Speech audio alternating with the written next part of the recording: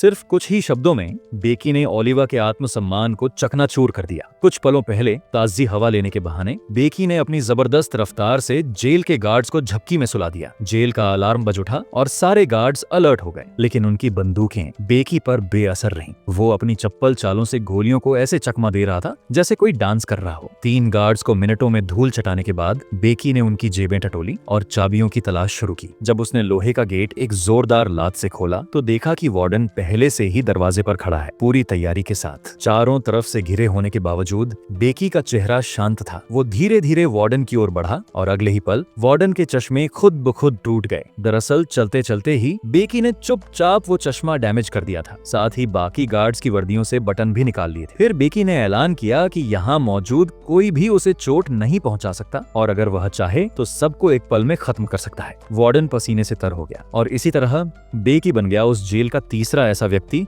जिसे कैद में नहीं रखा जा सकता। लेकिन अगले ही पल बेकी ने खुद ही वापस जेल लौटने का फैसला किया। तभी ओलिवा मोटरसाइकिल पर आया। वो इस घमंडी लड़के को सबक सिखाने आया था, क्योंकि वो किसी को खुद से ज्यादा आजाद नहीं देख सकता था। जब गार्ड्स बेकी की हथकड़ियां खोलने आए तो उसने खुद ही उन्हें तोड़ डाला। बेकी गुस्से में था क्योंकि ओलिवा ने हाल ही में काइवा से लड़ाई की थी और बेकी को लगा कि अब ओलिवा थक चुका है। बेकी ने ओलिवा से कहा, पहले कुछ खा ले फिर आकर लड़ना। और ये बात ओलिवा के आत्मसम्मान पर ऐसी चोट थी कि उसकी नसें तक उभर आईं। उसका पूरा शरीर ताकत की आग से भर गया। जब सबको लगा कि अब लड़ाई होगी तो ओलिवा ने सबको चौंका दिया। उसने अपना गुस्सा पी लिया क्योंकि उसे लगा कि एक जेल के राजा को यूं ही किसी से नहीं भिड़ना चाहिए। इसके बाद ओलिवा ने कपड़े बदले, फूल उठाए और अपनी गर्लफ्रेंड मरिया के दरवाजे पर जा खड़ा हुआ। उसने अपनी घड़ी देखी, डेट में अभी 3 मिनट बाकी थे। वो एकदम सीधा साफ खड़ा रहा। हालांकि उसे और मरिया को साथ हुए 1 दशक से भी ज्यादा हो चुका था, लेकिन हर दिन ओलिवा के लिए पहला दिन लगता था। जैसे ही 3 मिनट पूरे हुए ओलिवा ने समय पर दरवाजे पर दस्तक दी। मरिया ने जैसे ही अपनी मुट्ठी आगे की, ओलिवा ने रिफ्लेक्स में रॉक पेपर सिजर्स खेलना शुरू कर दिया। चाहे वो कितनी भी बार खेले, हर बार ओलिवा हार जाता। हर बार वो पहले 3 उंगलियां निकालता, फिर मरिया की खुली हथेली देखकर तुरंत हाथ बदल देता। मरिया कभी बेहद खूबसूरत हुआ करती थी, लेकिन एक बीमारी ने उससे सब कुछ छीन लिया। इलाज के साइड इफेक्ट्स ने एक देवी जैसी औरत को संघर्ष की हालत में ला खड़ा किया। मरिया को दोबारा अपनी बाहों में लेने के लिए ही ओलिवा ने अपनी मसल्स को इस हद तक ट्रेन किया। वो दुनिया का सबसे अच्छा आदमी है, क्योंकि प्यार सिर्फ खूबसूरती नहीं बल्कि 2 दिलों का एक दूसरे के बिना अधूरा होना होता है।